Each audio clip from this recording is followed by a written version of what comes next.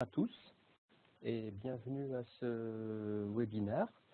On sera ensemble environ 50 minutes, je pense. Donc bien entendu, on va parler de la réglementation générale des protections des données. En se posant la question, est-ce qu'on est bien prêt à faire face à cette réglementation? Voilà, donc moi pour ma part, je suis Nicolas Renard, avant-vente chez Secud IT. Vous avez à disposition dans l'outil webinar des chats qui vont vous permettre de poser des questions auxquelles je répondrai à la fin de cette présentation. Alors, juste deux mots pour démarrer au sujet de Secud IT. Pour ceux qui ne nous connaissent pas, eh bien, Secud IT, on est éditeur de logiciels en cybersécurité. Secud IT a été créé en 2011 par des experts sécurité avec pour objectif de démocratiser la cybersécurité, d'avoir des outils qui permettent à toute personne en charge de près ou de loin d'un système d'information de pouvoir gérer la sécurité de celui-ci.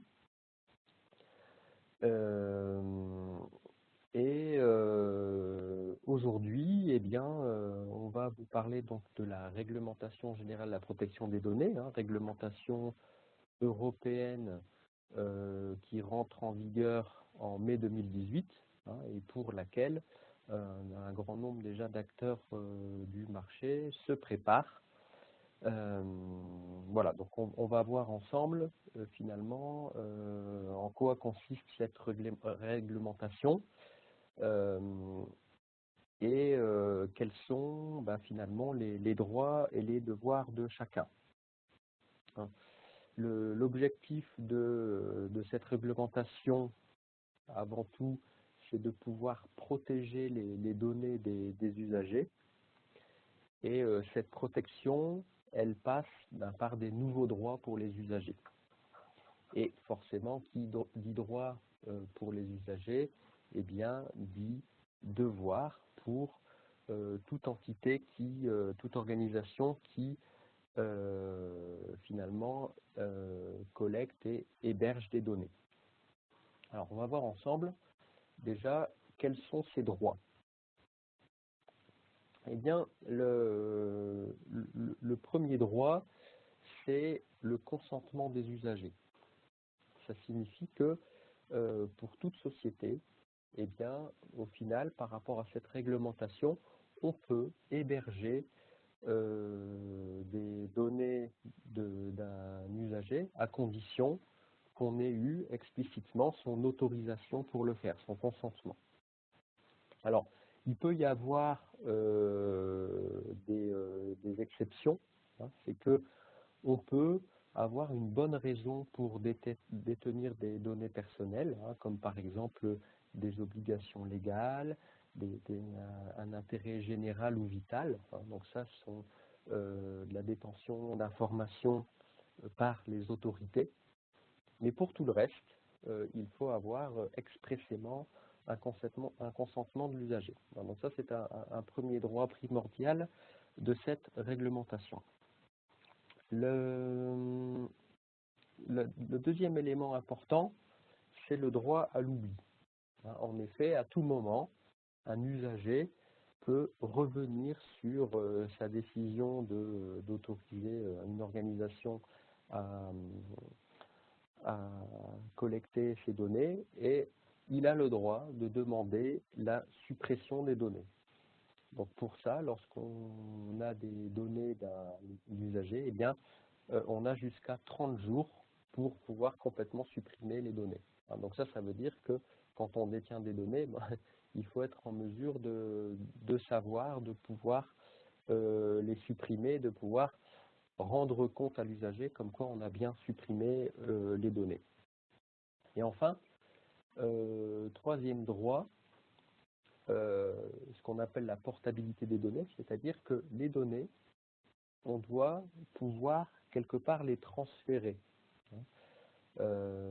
C'est-à-dire qu'à un moment donné, quand on parle de transfert, on va parler de déplacement, c'est-à-dire les supprimer d'un endroit pour les mettre à un autre. Alors à quoi ça sert? Eh bien, en général, quand on possède des données d'un usager, c'est parce que l'usager peut être client de son organisation et que ce client, à tout moment, il a le droit de se dire je ne souhaite plus être client pour cette organisation-là et je vais changer. Et bien dans ce cas-là, il faut prévoir que les données soient stockées dans un format qui soit transférable vers on va dire un autre commerçant.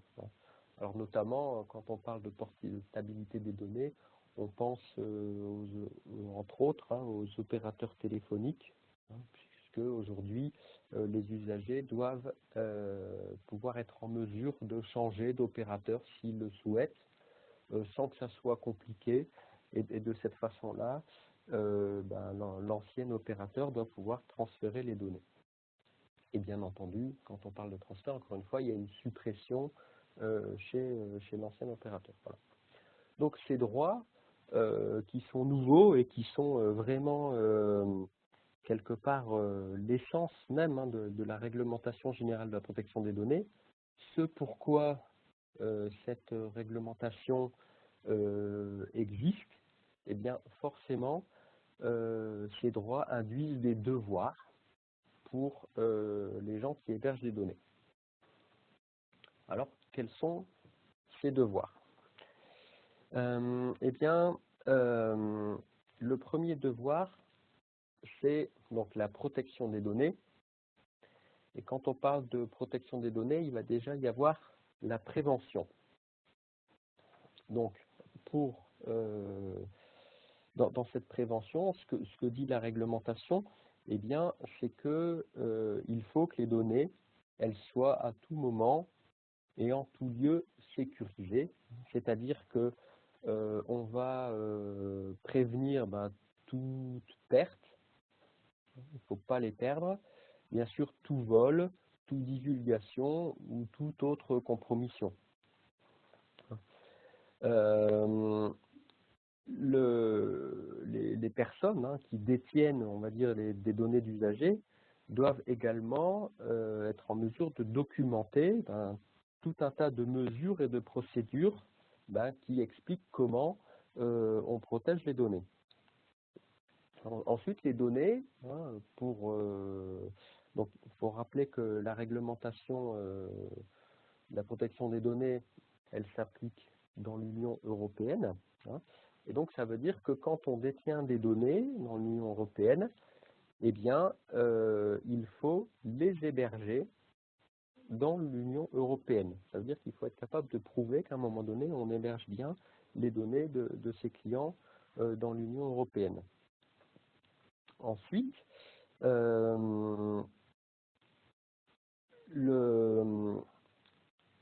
donc au-delà en fait de toutes ces considérations administratives, eh bien la réglementation impose, on va dire, aux entreprises qui détiennent des données d'avoir une approche qui est cyber-résiliente. Ça veut dire que la sécurité des données, elle doit faire partie du processus de bout en bout. Et si ce n'est pas le cas, si on n'est pas en mesure de prouver aux autorités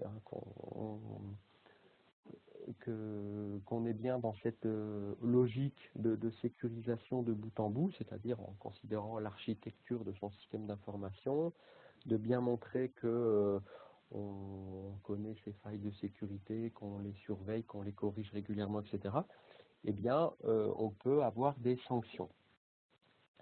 Alors, ces sanctions, elles peuvent aller jusqu'à 4% du chiffre d'affaires annuel, ce qui est quand même sévère.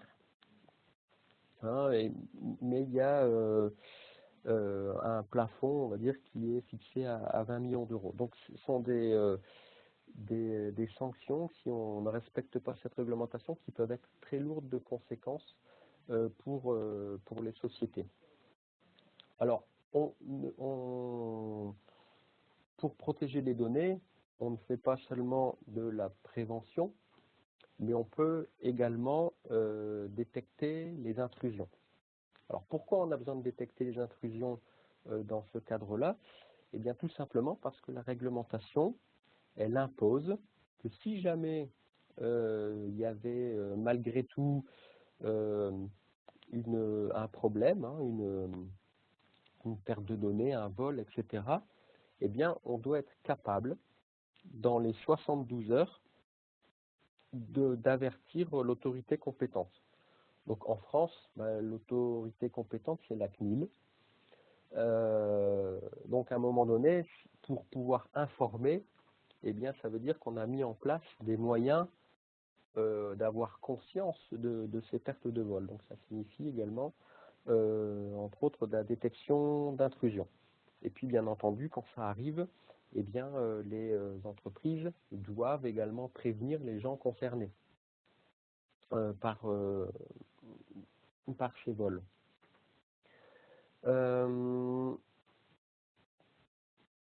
Donc pour ça, de quoi dispose-t-on techniquement pour faire de la prévention ou de la détection d'intrusion? Pour tout ce qui est prévention, on va forcément devoir être conscient des failles de sécurité qui sont présentes au niveau des systèmes d'information et bien entendu de les corriger au fur et à mesure qu'on en a connaissance.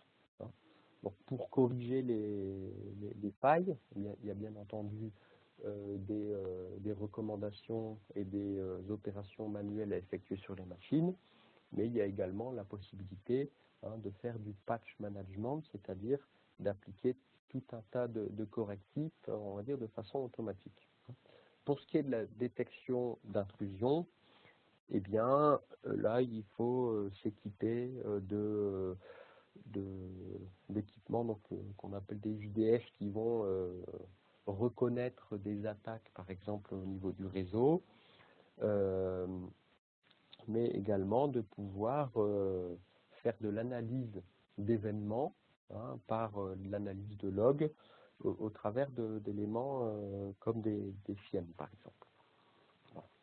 Alors, il y a également un autre devoir qui est là plus administratif,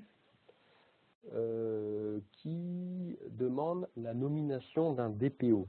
Alors, qu'est-ce que c'est un DPO?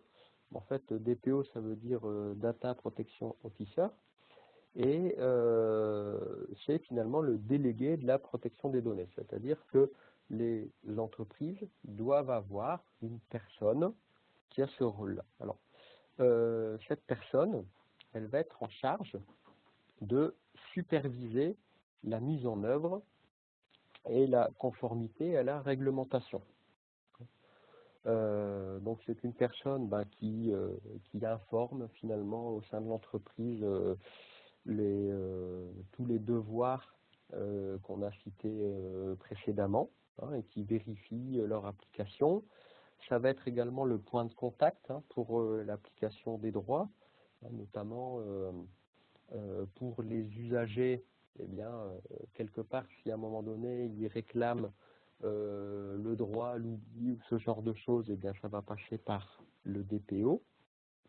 C'est également le DPO qui va coopérer avec les autorités de contrôle. Typiquement, si à un moment donné, on a détecté un vol de données ou ce genre de choses, eh bien, ça va être à lui de prévenir l'autorité compétente. Et puis ensuite, c'est lui qui va faire l'analyse d'impact, qui va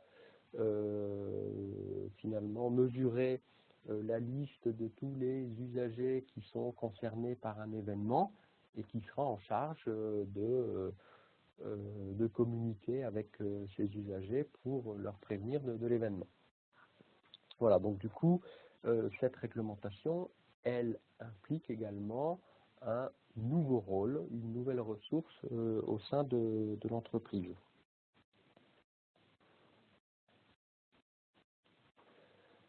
Alors, euh, pour être tranquille hein, vis-à-vis de cette réglementation, eh bien, c'est bien de pouvoir empêcher finalement les attaques avant qu'elles ne se produisent.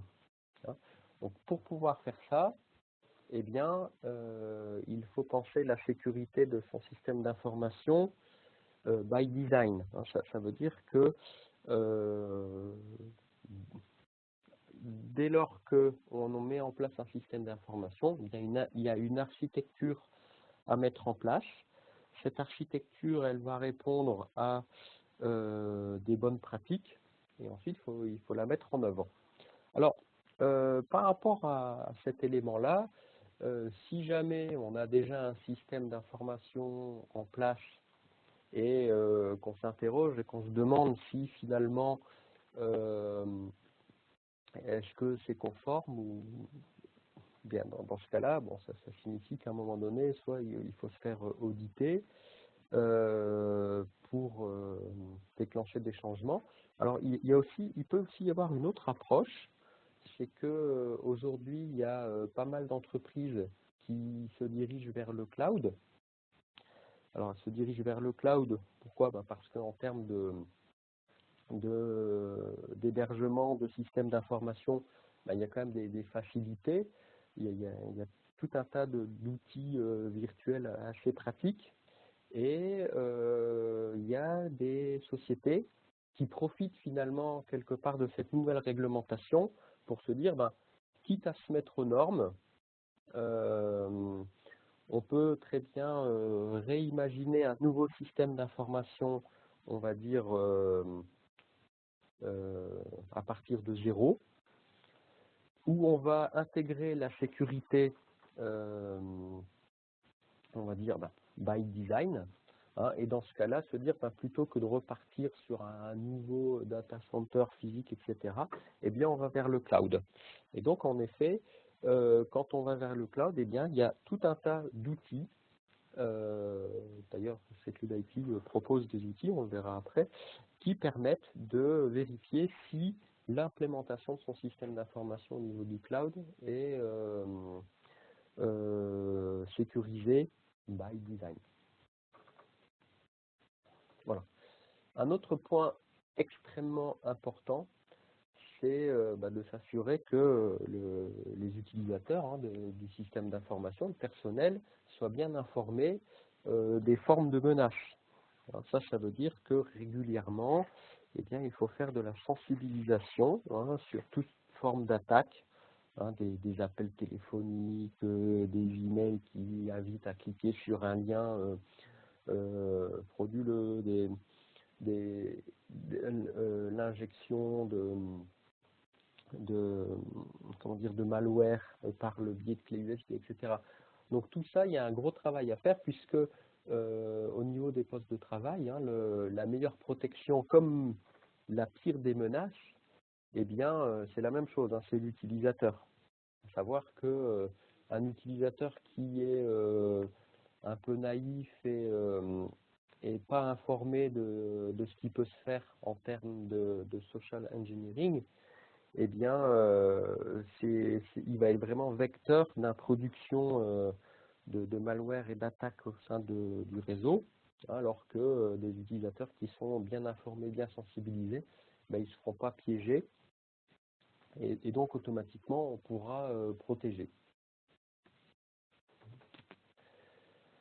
Et puis, bien sûr, même si on a une architecture au niveau du système d'information, on va dire qui est irréprochable, si on a des utilisateurs qui sont parfaitement au courant et qui ne se font pas avoir, eh bien malgré tout, il va quand même falloir en continu vérifier les failles de sécurité des systèmes d'information, puisque les failles de sécurité, en fait, il y en a un nombre innombrable, voire incalculable. Il y a tout un tas de failles qui restent à découvrir, et au cours du temps, eh bien, ces failles se révèlent et deviennent exploitables par des gens malveillants. hein. Donc ça veut dire quoi? Ça veut dire qu'il y a un travail quotidien où il faut vérifier que est-ce qu'on a des nouvelles failles qui apparaissent, et si oui, eh bien en fait il faut les corriger.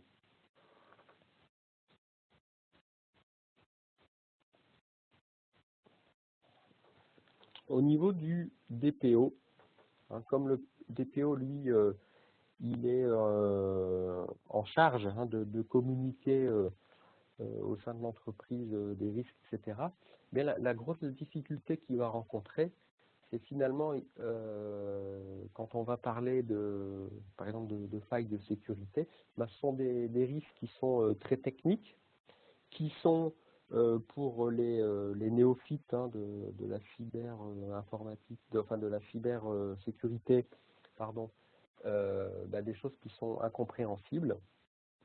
Et donc du coup, lui, pour pouvoir communiquer, il va devoir transformer ces risques techniques en informations qui soient compréhensibles par un tas de personnes, on va dire, au sein de l'entreprise et même à l'extérieur, hein.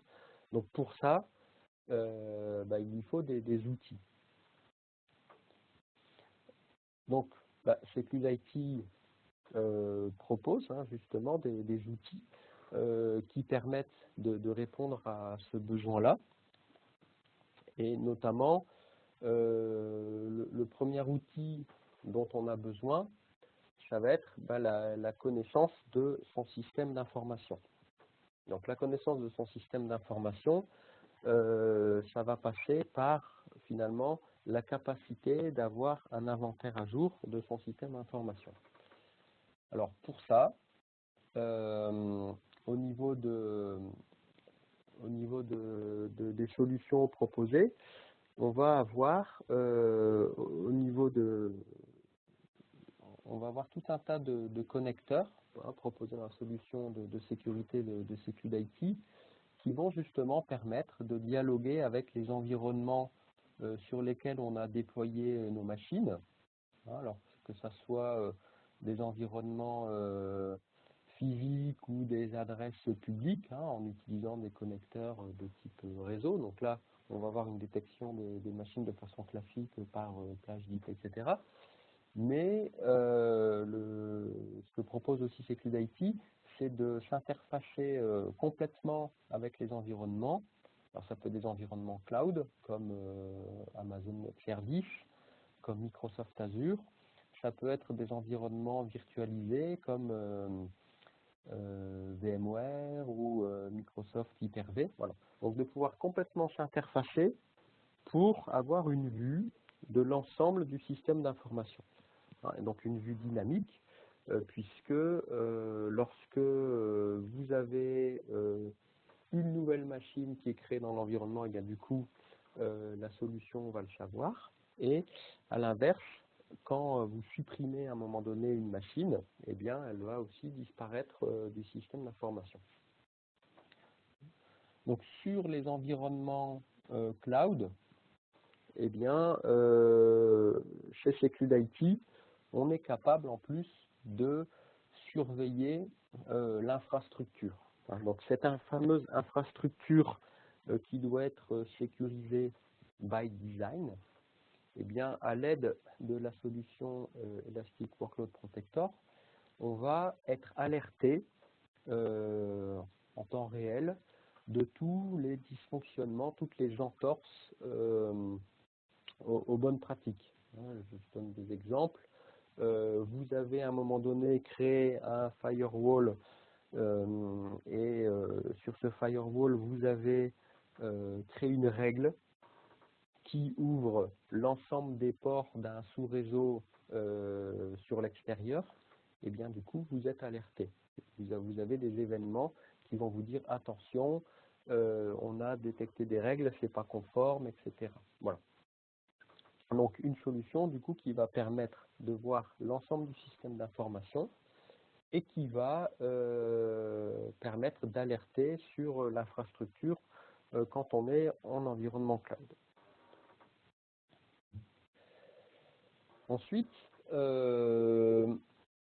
on a également ce qu'on propose aussi, c'est de pouvoir convertir tout ce qui est technique, hein, quand on parle de vulnérabilité, de faille sécurité, en risque qui est mesurable. Alors ça veut dire quoi? Eh bien ça veut dire qu'au niveau de la solution, on va voir, finalement, on va avoir des indicateurs de risque hein, en fonction de ce qui a été détecté. C'est-à-dire que les machines sont auditées régulièrement, on détecte régulièrement les failles de sécurité. Les failles de sécurité, bien entendu, on en connaît le détail et on peut les exploiter et les donner aux personnes qui sont en charge de la remédiation. Maintenant, pour communiquer au niveau d'un système d'information, eh bien, on peut choisir hein, une entité, par exemple un groupe de machines qui serait dans le Data Center 1, et de là, connaître le niveau de risque et l'évolution au cours du temps. Donc, au niveau des risques présentés, on peut directement savoir si finalement on a des indicateurs qui seraient une entorse à la réglementation générale de la protection des données, hein, notamment l'ANSSI, hein, l'ANSSI qui est un organisme gouvernemental français. Ça fait longtemps qu'il a proposé un guide de l'hygiène informatique. Hein, donc ce guide de l'hygiène informatique, c'est finalement un recueil de bonnes pratiques. Et grosso modo, si on respecte les bonnes pratiques du guide de l'hygiène informatique de l'ANSSI, eh bien on est conforme à la réglementation générale de la protection des données. Donc notamment, ce que propose SecuLIT au travers de ces outils, c'est qu'en fonction des failles de sécurité que l'on va détecter, eh bien, on va être en mesure de valoriser cette détection sous forme d'indicateurs hein, qui vont nous dire si, donc par rapport à l'ANSSI, est-ce que on a détecté des failles de sécurité qui compromettent les contrôles d'accès ou bien l'intégrité des données. Hein, donc là, on parle directement de failles qui peuvent compromettre donc les données ou qui permettent tout simplement du vol de données. Hein, donc des failles de sécurité aussi qui peuvent favoriser les malwares, des failles de sécurité qui sont liées à la mise à jour des systèmes, ou encore des failles qui permettraient des attaques par des nids de service. Voilà. Donc, toutes ces informations, du coup, sont des éléments qui permettent, du coup, au DPO de très facilement convertir des informations techniques en informations que l'on peut communiquer à l'ensemble des personnes de l'organisation. Voilà. Donc, connaître ces vulnérabilités et les corriger avant qu'elles ne soient exploitées, eh bien, pour ça, chez SecuLIT, hein, on va aussi proposer donc des données qui vont être sur le coup plus techniques, avec des outils qui vont faciliter la correction. Donc l'idée, c'est de pouvoir exporter les données dans un format qui va aider les gens en charge de la remédiation à appliquer les correctifs. Je prends ici donc un exemple de résultat hein, sur une machine. Donc on va avoir tout un tas d'informations, mais la solution, elle va permettre de filtrer cette information. Si par exemple on souhaite donner cette information à un DBA pour regarder ce qui se passe au niveau de la base de données, mais on va être capable de filtrer et d'envoyer ça dans un fichier Excel L'objectif étant pour le DBA d'avoir une feuille de route qui ne sera pas polluée par tout un tas de vulnérabilités, de failles de sécurité en tout genre, mais qui va uniquement concerner son domaine d'activité. Puisque là, on va retrouver une feuille de route dans laquelle on va avoir pour chaque problème détecté sur les bases de données, eh bien, la solution à apporter.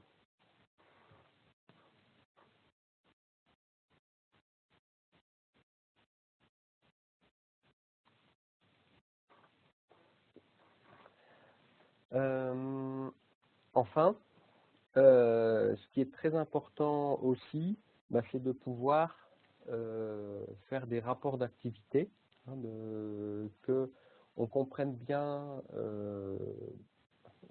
dans quel état se trouve le système d'information, quels sont les points importants sur lesquels il faut travailler, et puis également montrer ce qu'on fait en termes de sécurité, hein. Je rappelle qu'une des obligations du DPO, c'est de pouvoir transmettre aux autorités quelque part la preuve qu'à un moment donné, on fait le maximum pour éviter, hein, la compromission des données des usagers. Donc pour ça, chez SecuIT, on pense que il faut être en mesure du coup de faire une synthèse de son système d'information en termes de failles de sécurité, et puis sans y passer des heures, hein, puisque en effet, faire de la sécurité, c'est pas faire de la production, et donc souvent on met ça en dernière roue du carrosse en disant je le ferai plus tard, j'ai pas le temps, j'ai un tas de tâches à effectuer qui sont opérationnelles et que je dois délivrer tout de suite. Et donc il faut que la sécurité ne soit pas non plus une tâche sur laquelle on passe énormément de temps. Donc pour ça, chez SecuIT, on propose tout un tas d'outils, comme celui-ci par exemple, qui va permettre de faire un rapport d'activité en quelques clics, en sélectionnant d'une part les machines du système d'information concernées par le rapport que l'on va faire. Au niveau des vulnérabilités, ici on va avoir les vulnérabilités résiduelles du système d'information. Alors, les vulnérabilités résiduelles sont des informations qui sont techniques. Ça signifie que prendre toutes les vulnérabilités et les mettre dans un rapport, ça va être rébarbatif pour un tas de personnes. Par contre, ici, l'outil va permettre de faire une sélection des choses qui paraissent les plus importantes pour pouvoir communiquer et finalement parler de l'essentiel. Au niveau des indicateurs de risque qu'on a vu tout à l'heure, c'est pareil, on choisit ici les indicateurs qui nous paraissent pertinents par rapport au rapport que l'on fournit. On choisit aussi la langue parce que c'est un rapport semi-automatisé avec des contenus qui sont générés automatiquement. On a ici des textes qui vont apparaître qu'on peut personnaliser et puis sauvegarder. On a aussi la possibilité de rajouter des informations supplémentaires qui ne seraient pas détectées de façon automatique par la solution. Je pense notamment à des accès physiques, des portes qui ne sont pas fermées, ou même des remarques par rapport à des tests qui pourraient être effectués vis-à-vis d'utilisateurs, qui pourraient à un moment ou à un autre se faire piéger, donc des recommandations par rapport à ça. Et ensuite, on va pouvoir générer un rapport qui sera directement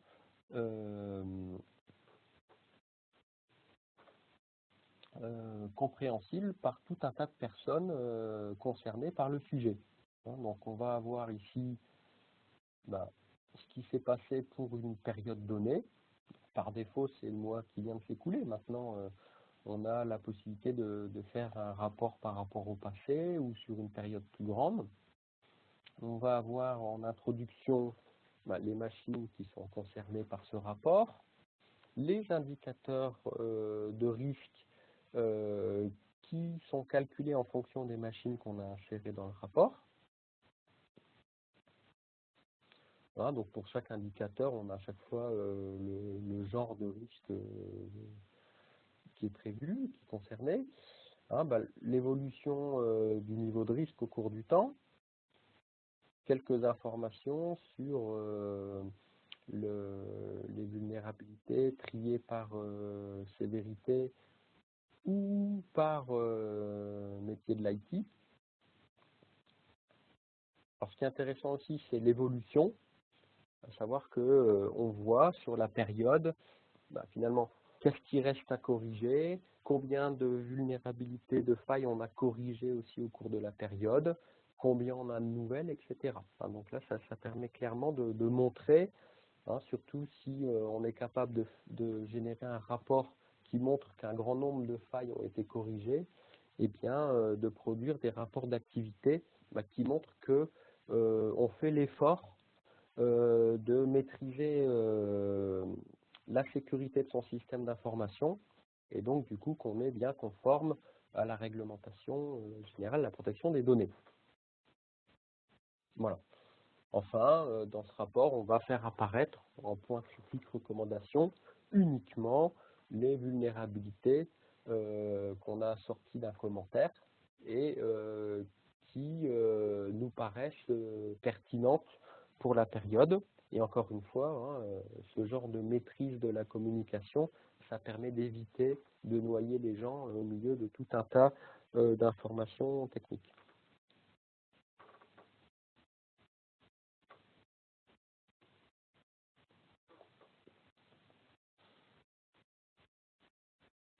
Donc en conclusion, pour être prêt, je me rappelle la question de départ, RGDP, êtes-vous prêt? Eh bien, qu'est-ce qu'il faut? Déjà, il faut un DPO, c'est-à-dire qu'il vous faut un délégué de la protection des données. Ça, c'est quelque chose donc, qui est incontournable. Il faut une personne qui soit et qui veille à ce que cette réglementation elle soit bien appliquée au sein de l'organisation. Qu'est-ce qu'il faut d'autre? Il faut prévenir les attaques, la perte des données. Donc pour ça, qu'est-ce qu'on peut faire? C'est scanner, auditer et reporter en termes de failles de sécurité. Hein. Mais pas seulement. Pas seulement. On peut aussi s'équiper d'outils qui permettent de patcher en automatique, d'appliquer des patchs en automatique sur les machines. Donc ça permet, au-delà de la détection des failles de sécurité, de faire un travail de fond. Parce que notamment, dans la plupart des systèmes d'information, on a des machines Microsoft. Chaque mois, on a quand même pas mal de patchs de sécurité à appliquer. Et derrière l'analyse fine qu'on propose chez SecuDIT, de regarder faille par faille, etc., la gravité, l'exploitation possible, voir ce travail de fond qui va débroussailler le terrain en appliquant des patchs. Donc ici, je cite des outils du marché qui permettent de faire ça. Bon, Microsoft propose WSUS en natif. Maintenant, on a aussi d'autres très bons éditeurs comme chez BMC, par exemple, qui propose le BMC Client Management, qui permet aussi de faire du patch management. Voilà. Vous avez aussi du virtual patching. Donc là, l'idée, ça va être de détecter un comportement d'attaque et puis de pouvoir automatiquement le bloquer. Donc chez Trend ou Stormshield, on sait faire ça aussi, notamment distribué par notre partenaire Chris Réseau. Et puis, il faut savoir aussi détecter les attaques. hein, soit par de l'analyse de trame, hein, d'IDS, ou également sur du SIEM.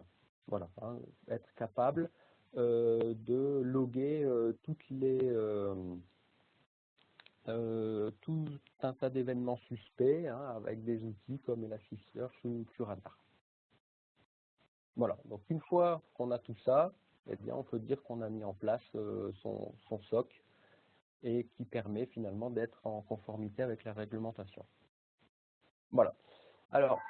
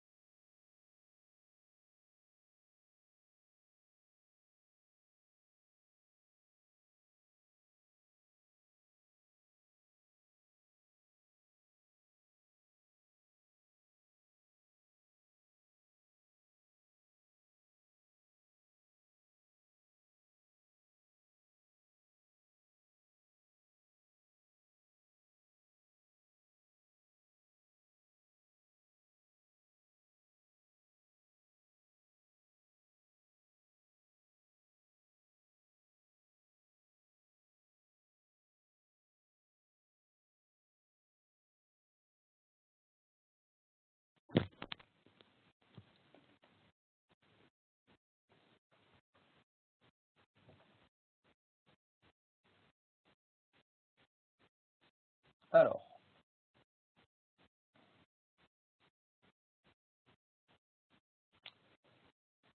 donc, bah, écoutez, je vais prendre les questions et je vais y répondre. Alors,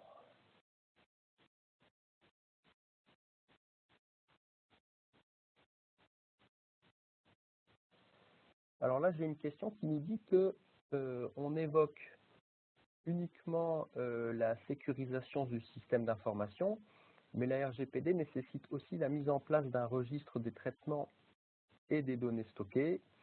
Il faut aussi être capable de supprimer toutes les données de l'utilisateur, donc logging, applications, etc. Alors, tout à fait, hein, donc c'est quelque chose qu'on a évoqué, hein, qui font partie des droits des utilisateurs.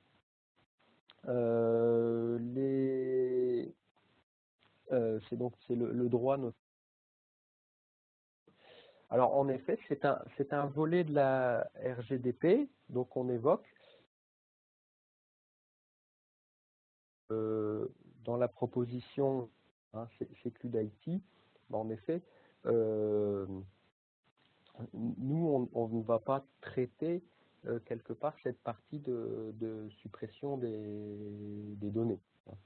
C'est pour ça en fait qu'on l'évoque. Maintenant, nous dans notre proposition, on ne va pas intervenir sur cette partie, sur ce sujet en particulier.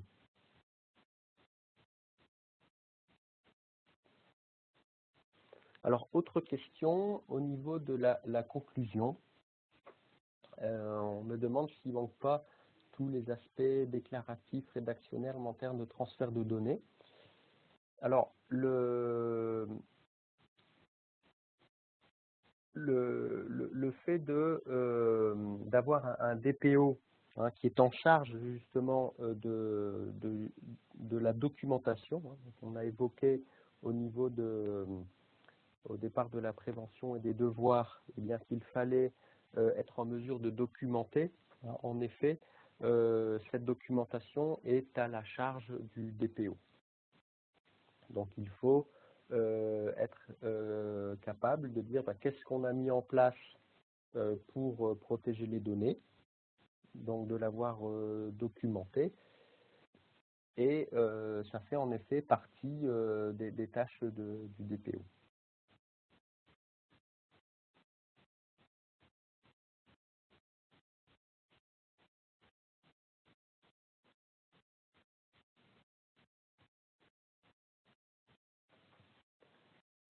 Alors, autre question.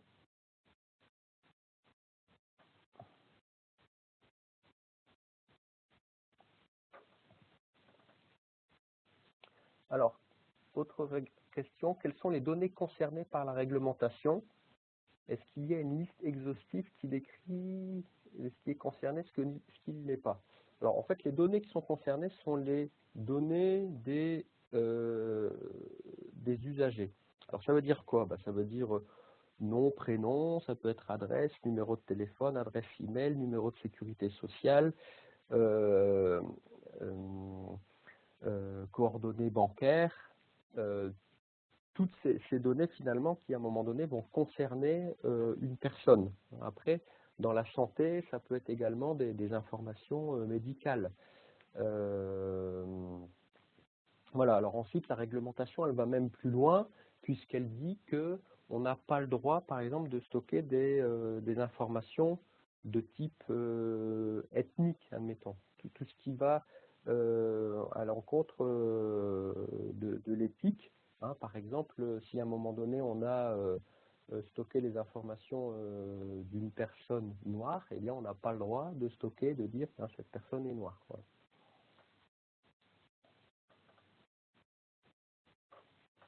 Alors, est-ce que le DPO peut être engagé dans des procédures judiciaires?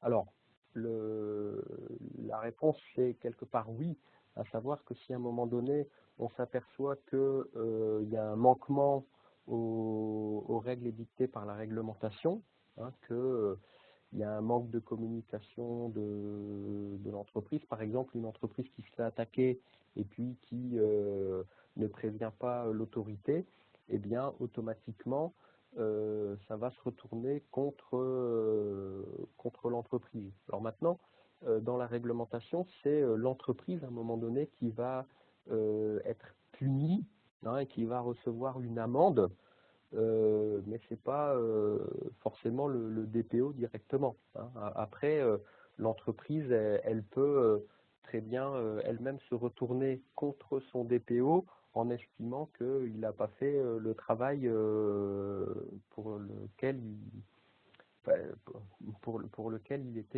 était présent. Mais au final, le risque juridique et le risque d'amende, c'est pour l'organisation.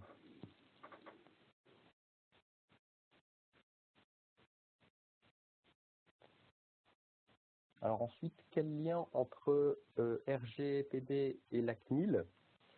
Eh bien, dans l'Union européenne, hein, tous les pays de l'Union ont chacun leur agence qui est en charge de vérifier l'application de la RGPD.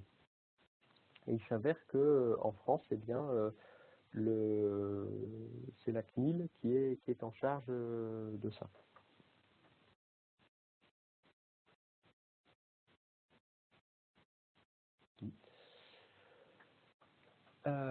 Donc ensuite, on me repose une question sur la définition des données personnelles. Hein. Donc c'est ça, je pense que j'y ai répondu. Alors ensuite, existe-t-il des rapports tout en un pour les recommandations de l'ANSSI? Alors les recommandations de l'ANSSI, hein, donc c'est un document qu'on trouve très facilement sur Internet. Dedans, il y a une quarantaine de recommandations. D'accord. Donc Euh, ce que nous, on apporte, c'est de pouvoir lier directement ces recommandations aux failles de sécurité qui ont été découvertes. Alors simplement, au final, si on avait créé une quarantaine d'indicateurs, bah, ça aurait peut-être été un peu compliqué finalement pour s'y retrouver et comprendre ce que ça signifiait. Et donc pour cette raison, nous on a décidé de regrouper cette quarantaine de recommandations par famille. Hein, et au final, on a du coup 5 familles. Et lorsqu'on a des failles de sécurité qui impliquent une ou l'autre, et bien du coup, ça augmente le facteur de risque sur l'indicateur concerné.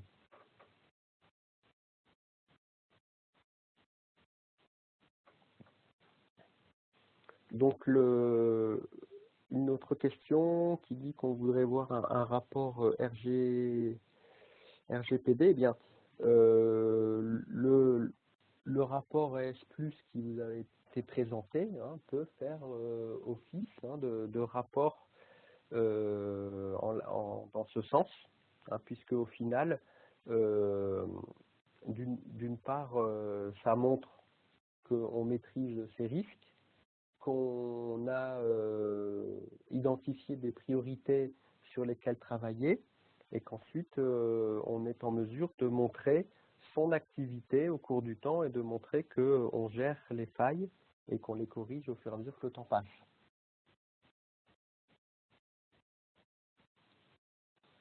Alors, est-ce que les données nom, prénom, téléphone pro, mail pro contenues dans Active Directory sont dans le périmètre? Euh, Quelque part, la réponse est oui, hein, puisque ça permet d'identifier des personnes, d'avoir des contacts, de savoir que la personne appartient, on va dire, à l'entreprise dans laquelle elle a été renseignée au niveau d'Active Directory. Donc en effet, ce sont des données susceptibles d'être volées et d'exploitées. Si moi je connais, on va dire, l'ensemble des employés de votre entreprise et que je sais comment les contacter, eh bien, je peux faire du social engineering en essayant de compromettre ces gens pour pouvoir m'introduire dans votre système d'information.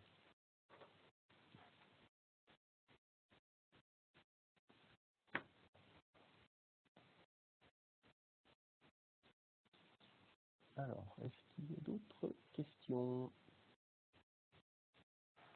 Alors, une personne peut-elle combiner à la fois un rôle de DPO en même temps que officier de sécurité, responsable de la sécurité, etc. Par exemple, monsieur ISO 27001. Alors, ce qui est dit dans la réglementation, c'est que le DPO, ça ne peut pas être une personne, on va dire, qui avait un rôle déjà établi dans l'entreprise et qui va en plus endosser cette responsabilité-là. C'est-à-dire qu'au niveau de la réglementation, on dit clairement qu'on désigne une ressource qui est dédiée à ce rôle-là. Donc ça ne veut pas dire que quelqu'un qui était monsieur ISO 27001 ne peut pas changer de rôle pour devenir DPO, mais par contre, il ne peut pas, en théorie, cumuler les deux.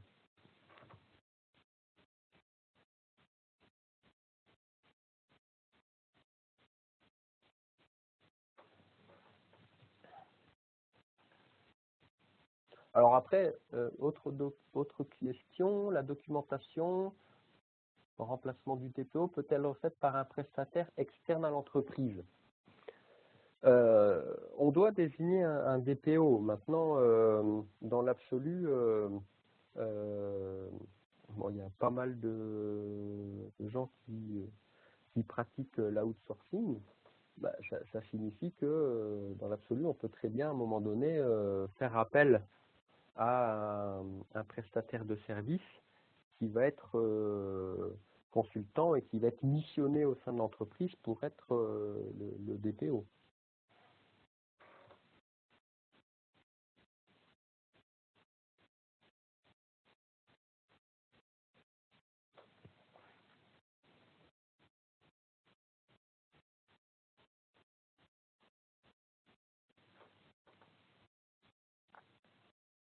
Alors, est-ce que le DPO qu'on embauche peut aussi être, on va dire, le CIL? Alors là, en effet, il y a un flou sur le sujet, puisque donc d'un côté, la réglementation dit que le DPO, bon, il doit être dédié, etc. D'un autre côté, on trouve aussi un tas d'articles sur Internet qui vont un peu mélanger les deux rôles.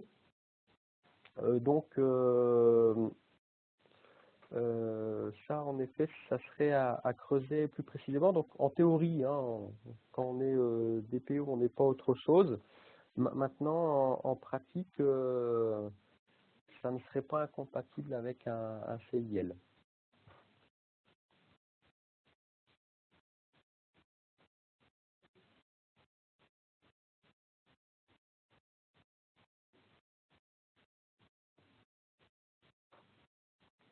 Alors, est-ce que j'ai d'autres questions?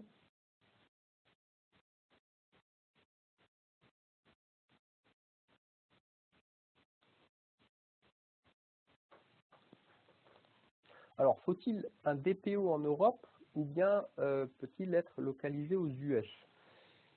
Alors ça, c'est une question un petit peu embêtante dans le sens où, en effet, la RGPD, bah, c'est une réglementation européenne. Donc, avoir un DPO qui est hors de l'Union européenne, ça me paraît ne pas avoir trop de sens, hein, puisque au final, si on a une société américaine avec un siège aux États-Unis, bah, quelque part, on n'est pas concerné par la RGPD, parce qu'on n'est pas une société européenne. Maintenant, si à l'aide de cette société, on fait du business, on va dire, en Europe, bah, ça veut dire que euh, dans le cas où on fait du business en Europe, ça veut dire que si on a besoin d'héberger des données d'usagers, eh bien, il faut les héberger en Europe, et du coup, on va avoir besoin d'un DPO en Europe. Voilà.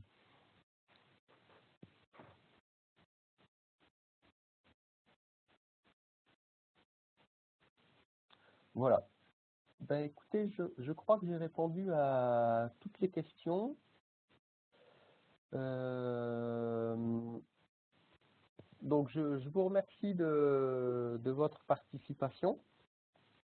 Hein, sachez que si vous voulez en savoir plus, si vous avez, on va dire, d'autres questions qui seraient un peu plus privées par rapport à un projet que vous avez, etc., ben, écoutez, n'hésitez pas à nous contacter. Hein. Nous, on est ouvert à toute discussion, on peut faire des présentations, aller plus loin pour vous montrer ce qu'on sait faire. Vous pouvez également tester nos solutions gratuitement. Hein.